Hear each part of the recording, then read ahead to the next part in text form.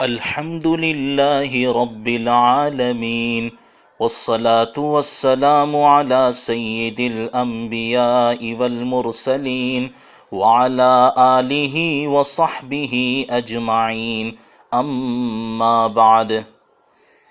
دوستو، بزرگوں، نوجوانوں، آج کا ہمارا سبق نمبر ہے 126 126۔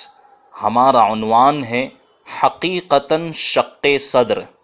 کل کا جو عنوان تھا وہ شق صدر تھا، آج حقیقتاً شق صدر یہ عنوان ہے۔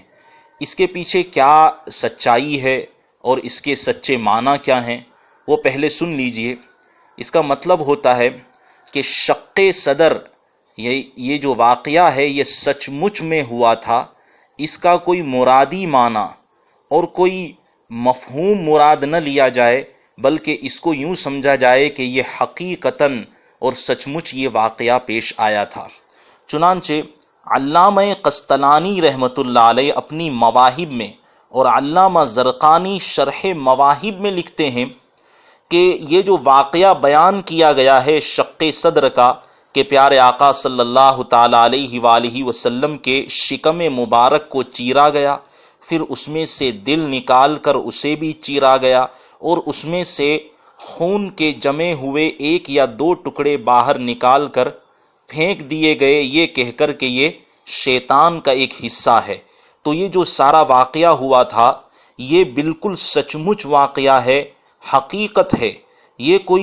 یہ مراد نہیں، یہ کوئی ایسی بات نہیں ہے کہ شق صدر سے کوئی شخص شرح صدر مراد لے لیا جائے۔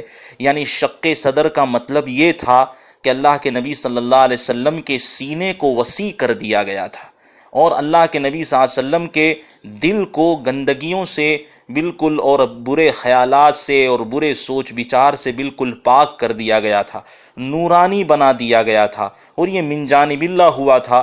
ایسا کوئی نہیں ہوا تھا کہ فرشتے آئے تھے اور انہوں نے سینے کو چیرا تھا، ایسا نہیں ہوا تھا۔ ایسا سمجھنا قطعاً غلط ہے اور اس سے کفر کا بھی اندیشہ ہو جاتا ہے، بلکہ ہمیں یہی سمجھنا چاہیے اور یہ یقین رکھنا چاہیے کہ یہ واقعہ صحیح معنی میں پیش آیا کہ 2 فرشتے آئے، ان کے ہاتھ میں ایک سونے کی تشت تھی اور اس میں برف بھرے ہوئے تھے، اور اس برف سے اللہ کے نبی صلی اللہ علیہ وسلم کے پہلے دل کو نکالا، پھر اس برف سے دھویا گیا۔ یہ پورا واقعہ سچ مچ ہے، غلط نہیں ہے۔ اس کی دلیل یہ ہے کہ صحابہ کرام رضوان اللہ تعالی علیہ مجمعین جو ہیں وہ اپنی آنکھوں سے حضور اکرم صلی اللہ تعالی علیہ وسلم کے سینے مبارک کے اوپر سلائی کا نشان دیکھا کرتے تھے۔ سلائی کا، جیسے کپڑا ہے اسے چیر کر کے درزی ہوتے ہیں ٹیلر، وہ اس کو سل دیتے ہیں تو وہ سلائی کا نشان ہوتا ہے۔ تو اسی طریقے سے پیارے آقا صلی اللہ علیہ وسلم کے سینے مبارک پر سلائی کا نشان ہوتا تھا۔ اور بھی صحیح حدیثیں ہیں جو اس پر مؤید ہے، یعنی اس کی تائید کرتی ہیں کہ اللہ کے نبی صلی اللہ علیہ وسلم کے ساتھ یہ واقعہ صحیح معنی میں ہوا تھا۔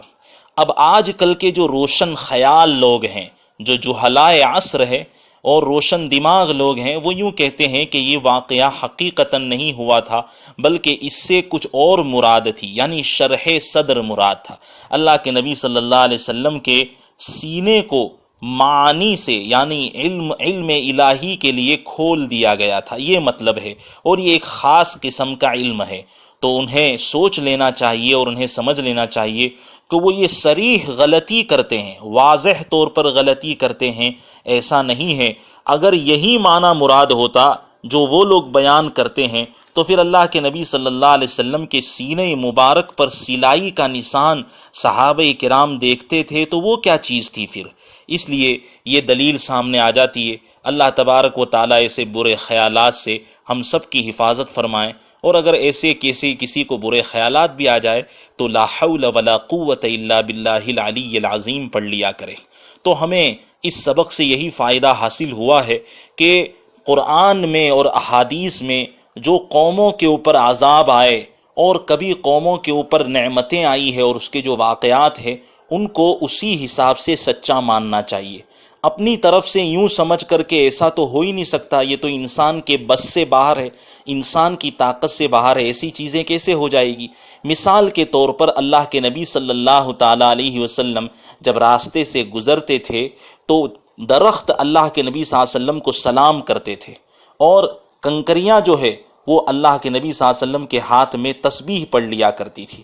تو یہ جو معجزات ہیں یہ صحیح ہے، اور یہ جو ہم یوں کہتے ہیں کہ یہ انسان کے بس میں نہیں ہے، بے شک وہ صحیح کہہ رہے ہیں کہ یہ انسان کے بس میں نہیں ہے، لیکن اللہ کے بس میں تو ہے۔ تو اللہ اپنی طاقت سے یہ معجزات اپنے نبی کے ہاتھوں سے دکھاتا تھا تاکہ لوگ ایمان لے آئیں۔ تو یہ اتنی ہی بات ہے عزیزان گرامی کہ جتنے بھی انہونے واقعات اور عجوبے جیسے واقعات جو ہماری نظروں میں ہوتے ہیں اور وہ قرآن و حدیث میں ہوتے ہیں، انہیں ہمیں سچا یقین کرنا چاہیے اور اس پر ایمان لانا چاہیے۔ اللہ رب العزت ہمیں صحیح سمجھ کی توفیق عطا فرمائے، آمین۔ وآخر دعوانا ان الحمد للہ رب العالمین۔